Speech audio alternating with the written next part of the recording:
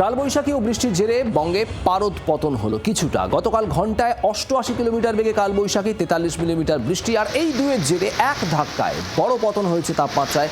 রাতারাতি 5 ডিগ্রি নেমেছে পারদ। 28 ডিগ্রি থেকে তাপমাত্রা পৌঁছে গিয়েছিল 23 ডিগ্রিতে। আজও বেশ কিছু জায়গায় ঝড় বৃষ্টির পূর্বাভাস।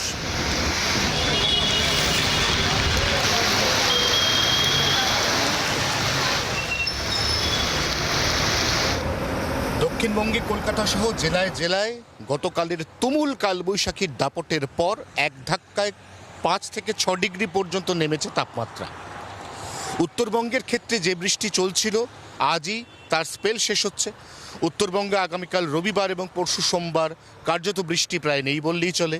উত্তরবঙ্গে আবারও মঙ্গলবারের পর থেকে বাড়বে বৃষ্টি। বুধবার থেকে শুক্রবার পর্যন্ত উত্তরবঙ্গে আরও একটা বজ্রবিদ্যুৎ সহ ঝড় বৃষ্টির স্পেল।